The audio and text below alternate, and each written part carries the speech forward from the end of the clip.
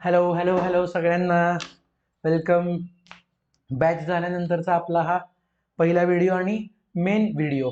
बऱ्याच लोकांनी मला प्रश्न विचारले होते की ऑडिटचे क्वेश्चन्स कसे सॉल्व्ह केले पाहिजेत. तर त्या क्वेश्चनशी रिलेटेड मी एक छोटासा व्हिडिओ हा घेऊन आलेला आहे. फार फार तर 4 ते 5 मिनिटाचा हा व्हिडिओ असणार आहे, पण ह्यामध्ये आपण सर्व गोष्टी नेहमीप्रमाणे कव्हर करण्याचा प्रयत्न करणार आहोत. ओके, चला without wasting any time let's go ahead. So आज आपला मेन विषय आहे की क्वेश्चन सॉल्व्ह कसे करायचे ऑडिटचे. तर सगळ्यात पहिल्यांदा जे समजून घेऊया ऑडिटचा पेपर पॅटर्न काय असतो. पेपर पॅटर्न बघा, पार्ट ए हा MCQ चा असतो, जो की असतो 30 मार्क्सचा, आणि पार्ट बी जो असतो that is a descriptive paper, हा असतो 70 मार्क्स. आता या 30 मार्क्स मध्ये काय असतं, या 30 मार्क्स मध्ये तुम्हाला काय दिलं जाईल बघा. एकतर 3 केस स्टडीज असतील फॉर 10 मार्क्स ईच, और 2 case studies of 10 mark each, and तुमचे इथे असू शकतील तुम्हाला क्वेश्चन नॉर्मल MCQs, किंवा ज्याला आपण म्हणतो सेपरेट, म्हणजे त्याचा केस स्टडीचा काही संबंध नाही, ते 10 मार्क्सला. मोस्टली तुमचा each MCQ will be for 2 marks. प्रत्येक MCQ 2 मार्काचा असू शकतो. जर तुमचं नशीब चांगलं असेल तर 1 मार्क्सचा सुद्धा येऊ शकतो. 1 मार्क 2 मार्क मॅक्सिमम तेवढाच असतो. ओके, जो सेपरेट असेल तो, किंवा केस स्टडीचा पण एखादा फालतू MCQ असेल तर तो 1 मार्काला विचारला जाऊ शकतो. वळूयात डिस्क्रिप्टिव्ह पार्टमध्ये. डिस्क्रिप्टिव्ह पार्टमध्ये काय आहे बघूया आपण. बघा, हा जो आपला डिस्क्रिप्टिव्ह पार्ट आहे, या डिस्क्रिप्टिव्ह पार्टमध्ये काय असणार आहे. या डिस्क्रिप्टिव्ह पार्टमध्ये असणार आहे क्वेश्चन 1, जो की आहे कंपल्सरी, आणि question number 2 to question number 6 पैकी, म्हणजे झाले टोटल 5 क्वेश्चन्स मेन. त्या 5 पैकी एनी 4 आपल्याला सोडवायचे असतात. बघा, क्वेश्चन नंबर 1 कंपल्सरी आहे, आणि हे प्रत्येक question each main question will be for 14 marks, 14 marks. आणि या 14 मार्क्सचं बायफर्केशन कसं असणार आहे बाळांनो. सब पार्ट ए असेल तो 5 मार्क्स, सब पार्ट बी असेल तो 5 मार्क्स, सब पार्ट सी असेल तो 4 मार्क. मोस्टली आणि 99% हाच क्वेश्चन पेपरचा पॅटर्न असणार आहे प्रत्येक क्वेश्चन्स मध्ये. ओके, क्लिअर आहे हा क्वेश्चन पेपरचा पॅटर्न, साधा सोपा सरळ. आता आपण बघूयात की सर मेन मॅटर कडे वळूयात की sir how to solve questions, how to attend questions, how to attend questions. बघा, मेन जो मला पहिला प्रश्न की सर क्वेश्चन कसा अटेंड करायचा. तर बाळांनो पहा, यासाठीच मी तुम्हाला हे सगळा क्वेश्चन पेपरचा पॅटर्न सांगितला होता. काय आहे विषय सांगतो तुम्हाला. छोटासा विषय असा आहे की तुम्हाला येणारे 2 प्रकारचे क्वेश्चन्स असतील, 2 प्रकारचे. एक असतो तुमचा, ज्याला आपण म्हणतो प्रॅक्टिकल बेस्ड असतो. प्रॅक्टिकल बेस्ड म्हणजे काय तेही सांगतो. दुसरा असतो तुमचा थिअरी बेस्ड. थिअरी बेस्डला आपण म्हणतो प्रेमानं डायरेक्ट क्वेश्चन.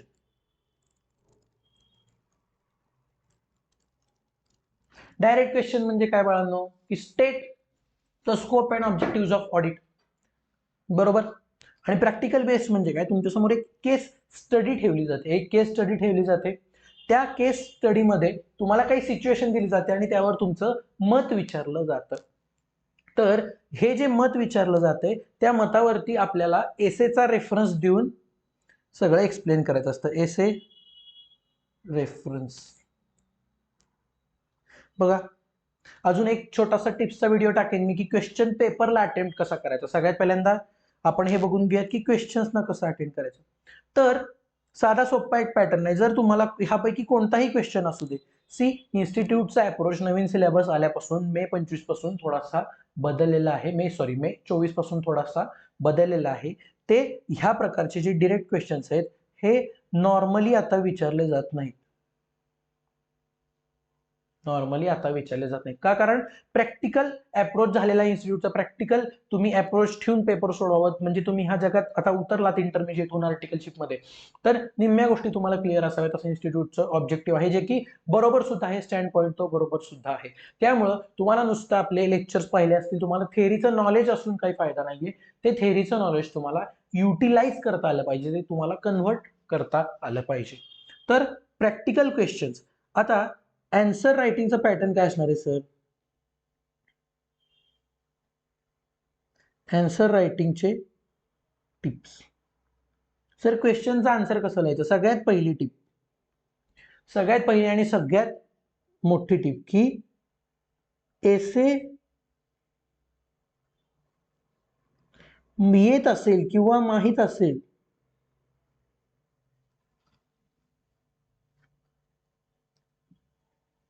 तरच रेफरन्स द्यायचा आहे. लक्षात घ्या. म्हणजे काय? ऍज पर एसे 500 माहित असेल तर द्या, ऍज पर एसे 500 ऑडिट एव्हिडन्स. जर तुम्हाला माहित नसेल तर ही फालतूगिरी कोणी करायची नाहीये. कोणती फालतूगिरी? As per standards on auditing by ICAI. ही तुमच्या आयुष्यातली सगळ्यात मोठी चूक आहे. अभ्यास न करण्यानंतरची सगळ्यात मोठी चूक म्हणजे as per standards on auditing issued by ICAI. बाळांनो, कसं आहे माहितीये का? ही ट्रिक तुम्हाला इंटरमिजिएटला लॉला चालू शकते, ऑडिटला चालत नाही. का? मोजून 20 ते 22 एसे आहेत. तुम्हाला जर त्या एसेंचं सुद्धा नाव माहित नसेल तर तुम्ही काय केलं पाहिजे बाळांनो? जवळपासचं वाटीभर पाणी घ्या, ओंजळभर पाणी घ्या, ते थोडी मारली पाहिजे आपण. कारण सीए स्टुडंट आहोत आपण, आपल्याकडनं ही फालतूगिरी अजिबात एक्सपेक्टेड नाहीये. बाळांनो, ह्या गोष्टींमुळे मार्क्स कमी होतात तुमचे, हे अजिबात नाही. जर तुम्हाला माहित असेल तरच क्लिअर रेफरन्स द्यायचा आहे. दुसरी गोष्ट, डोंट रिपीट द क्वेश्चन. आपल्याला बाळांनो काय घाणेरडी सवय असते, लॉ मुळे लागलेली एक घाणेरडी सवय. आता मी घाणेरडी का म्हणतोय? कारण त्याच ह्याच्यात लॉचा आन्सर देणं सुद्धा कधी कधी योग्य नसतं. आता लॉला काय सवय असते आपल्याला, लॉला किंवा बाकी थिअरीजना? सगळ्यात पहिल्यांदा लिहायचं प्रोव्हिजन काय आहे, दुसरं लिहायचं फॅक्ट्स ऑफ द केस, तिसरं लिहायचं अनालिसिस किंवा ह्याला मी म्हणेन ऑब्झर्वेशन, आणि चौथं लिहायचं कन्क्लुजन. एवढा वेळ आहे ना, एवढा वेळ एक्झामिनरला वाचायला नसतो.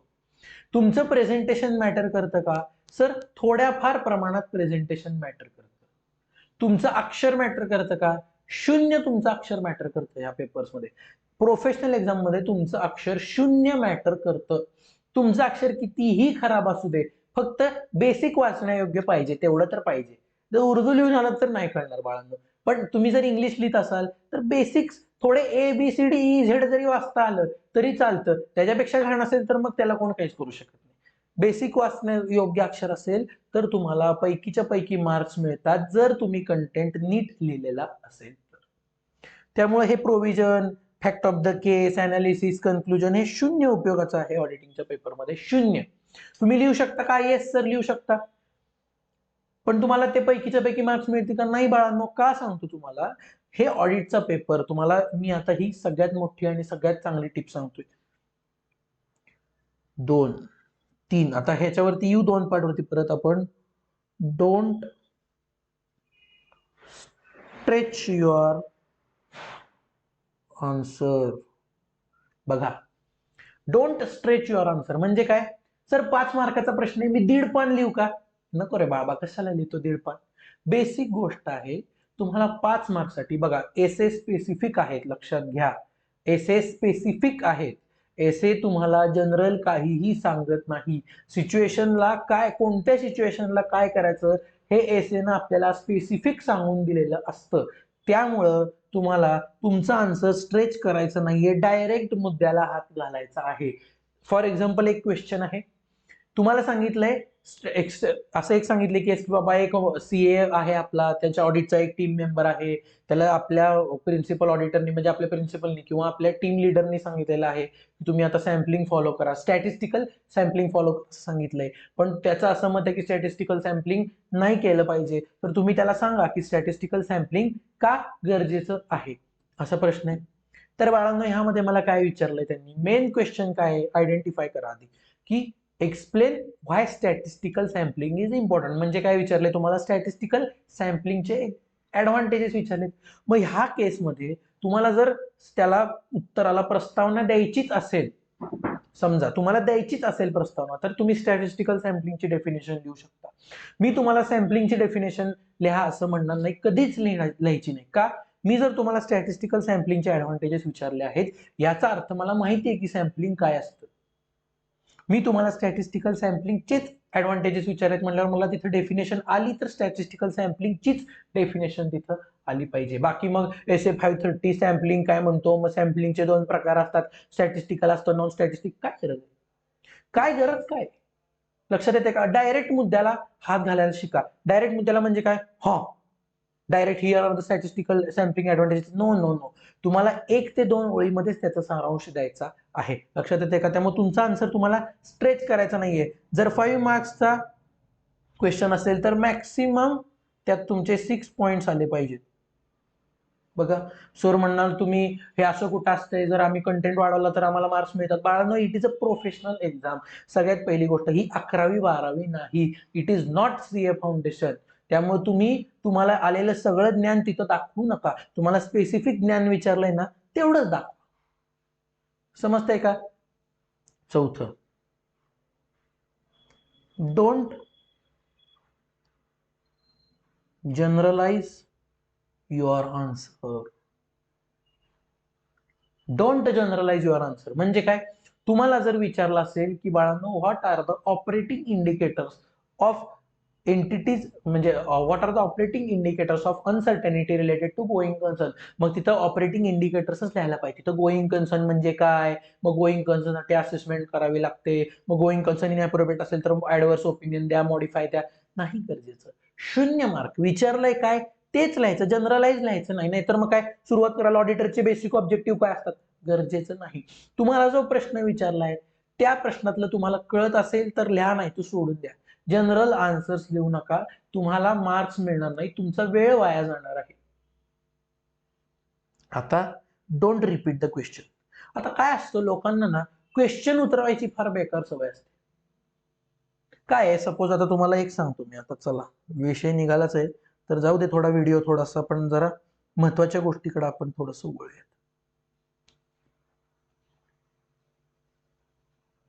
हे काय,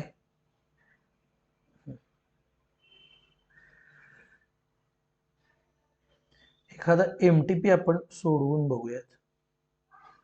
काही वेळ घेत नाहीये मी तुमचा, शेवटच्याच 2-3 टिप्स आपल्या बाकी आहेत.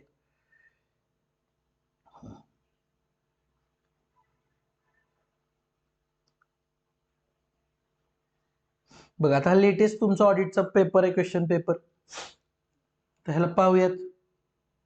तुम्हाला सांगतो की क्वेश्चन कसा रिपीट करायचा नसतो. एक बेसिक उदाहरण दिलं ना, तुम्हाला समजून जाईल. कोणताही क्वेश्चन घ्या, चला.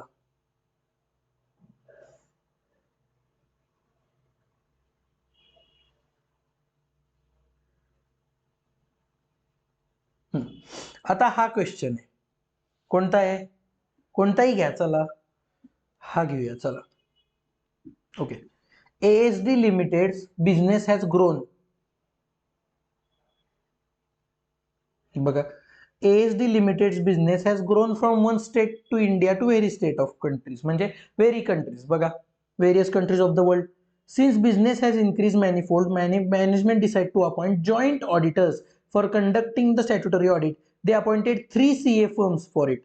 Which audit work the joint auditors will be jointly and severally responsible. पहा, 5 मार्क्सला क्वेश्चन विचारलेला आहे, फालतूतला फालतू प्रश्न. या लेवलचे प्रश्न सुद्धा पेपरमध्ये येतील, याची गॅरंटी नाही. बघा काय आहे, थोडक्यात काय आहे, ASD लिमिटेड आहे, बरोबर.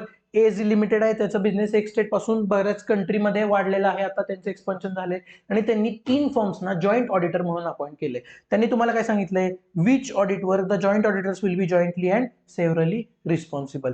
आता ह्या प्रश्नाचं उत्तर काय आहे मी सांगतो. जॉईंट ऑडिट सगळ्यात पहिल्यांदा जर तुम्ही रिवाइज केला असेल तर जॉईंट ऑडिटला तुम्हाला दिलेलं असतं की काही केसेसमध्ये जॉईंट रिस्पॉन्सिबिलिटी असते, काही केसेसमध्ये सेव्हरल रिस्पॉन्सिबिलिटी असते. आता हा 5 मार्क्सला क्वेश्चन आहे बाळांनो. तुम्ही म्हणाल की 5 मार्क्सचा क्वेश्चन आहे, त्याला पानभर लिहायला लागेल. नाही, मी सांगतो तुम्हाला कसं लिहू शकतो. बघा बघा आन्सर 1. ॲज पर एसे 299, बघा 299 आहे का, joint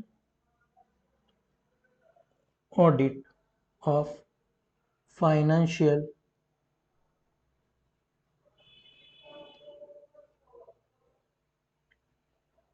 statements.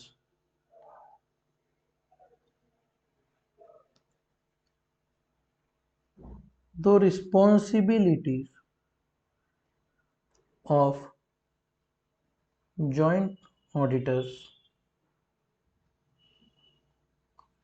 are clearly specified.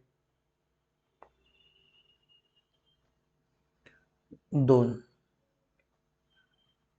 Joint auditors have separate responsibility in case of work separately divided between them. दूसरं, they are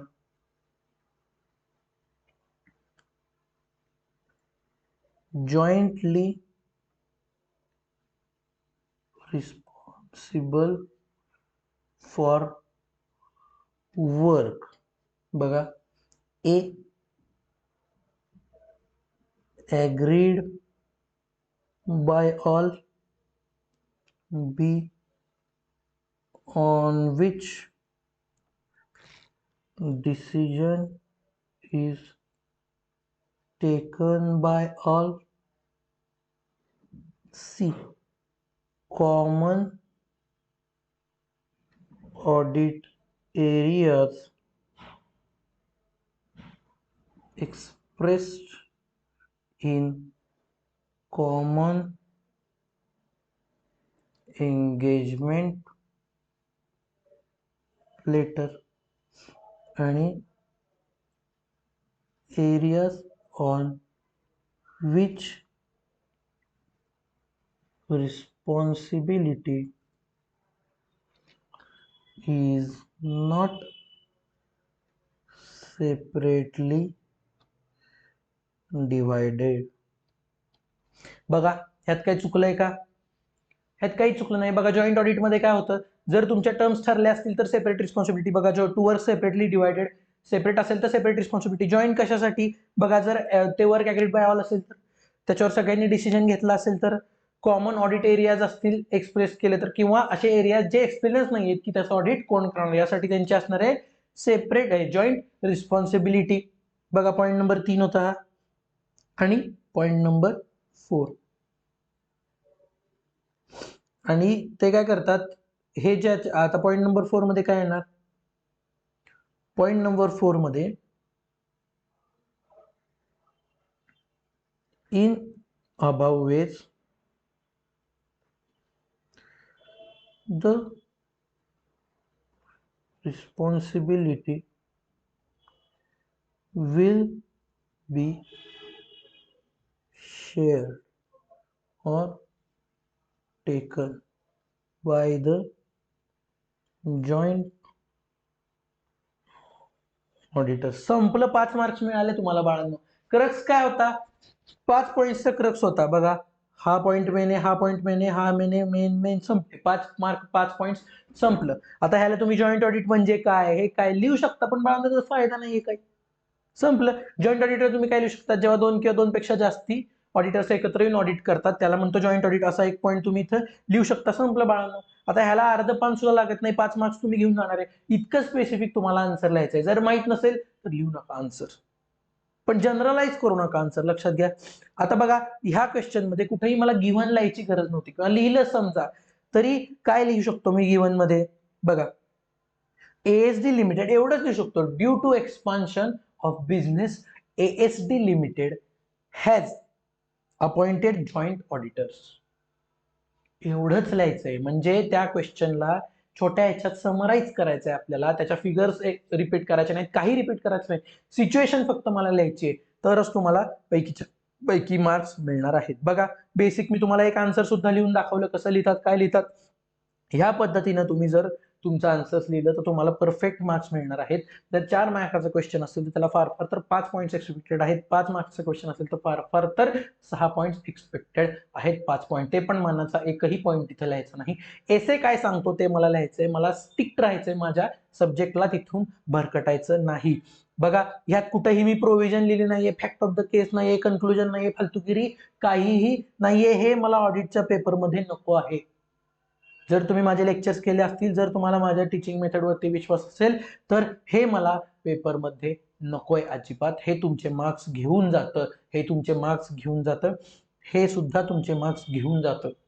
आपल्याला मार्क मिळवायचे, मार्क घालवायला आपण पेपर लिहित नाही. हे झालं डिस्क्रिप्टिव्ह क्वेश्चन्स कसे लिहायचे याबद्दलचं सेशन. ओके, सो भेटूयात आता पुढच्या व्हिडिओमध्ये, ज्यामध्ये मी तुम्हाला सांगेन की MCQs कसे सॉल्व्ह करायचे. बघा जर तुम्हाला हे व्हिडिओ आवडला असेल तर तुमच्या मित्रांना किंवा जे असे मित्रांना मैत्रिणींना जे कोण CA करतात त्यांना हा व्हिडिओ शेअर करा, त्यांना सबस्क्राईब करायला सांगा आपलं द CA प्रोफेसर चॅनल. तुम्ही जितके लोक माझ्याशी जोडाल तितकं मला फार उत्साहाने तुम्हाला कंटेंट डिलिव्हर करता येईल. Okay, the CA professor signing off for this session. Okay, tata, bye bye.